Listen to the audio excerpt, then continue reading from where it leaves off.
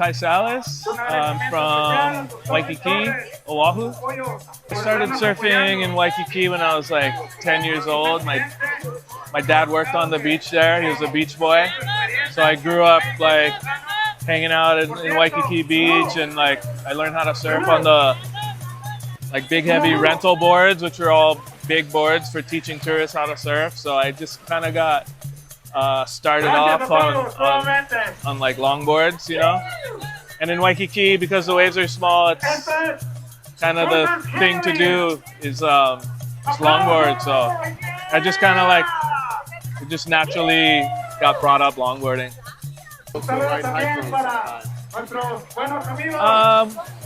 Yeah, well, for me, because I started longboarding in the 90s, right? So I started longboarding in 1991. It's probably long before any of these kids been born. And the thing to do was like, you know, in the 90s, everybody rode tri-fin, high-performance longboards.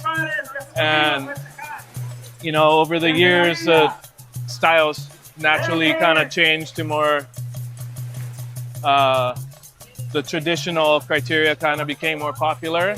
So I kind of like morphed into that. And around the same time that transition happened, I started to get into shaping. So just naturally my design choices were more single fins and nose riding with a little bit of like, I always focused on turns my whole surfing career. So like I did not want to leave that out in my design. So it's a little bit of turning flair in my shapes. Yeah, and it just kind of naturally went that way. What makes the Mexi Log so special compared to other competitions? Yeah, the Mexi Log Fest is very different in a lot of ways.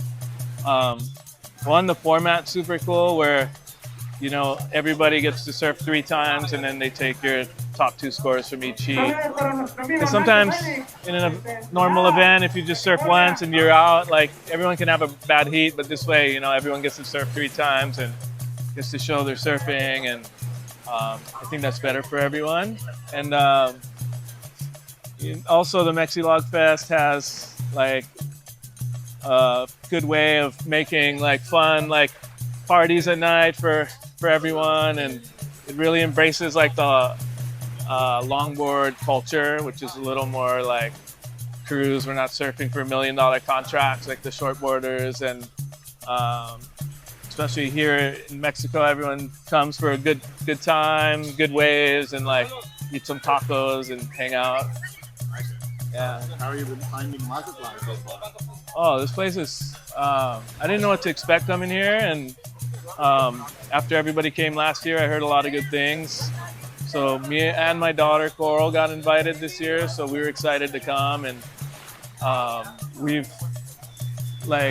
surprised at like how many good places there are to eat, and like the little town in the back there is super cool, and the strip of like everybody driving in the trucks and partying, and you know, it's like I don't think I've really been anywhere quite like it. So it was super cool to come here and experience it, and yeah, I recommend like for anyone to come here. It's super cool, and I hear there's a lot of good waves around, so yeah, it's pretty sick. Something that you would like to tell the kids back home that want to get here, or maybe say something that resonates with you, how you look at your view on surfing, or specifically on contests? Well, I guess, you know, for the younger kids, me being older, I've been through a lot of kind of phases, and a lot of people know I've been competing for over 20 years, and I just won a world. It took me about 20 years to win a world title on the WSL tour. So like, you know, I always tell people like you're gonna have like some down days, and you know, it's true what they say, like just you never want to like give up too soon. You know, sometimes it's like in my case it took me 20 years. So like if you come and have a bad event, or you know, you just keep going and try to have a fun time doing it. And if you have fun, and then you know, it'll go your way one day. You know. Yeah. Any shout outs and thank yous? Just, you know, I don't know, not really. Like, shout out to everyone back home in Hawaii and, you know, sponsors and all that stuff. But, yeah. Thank you so much. Yep.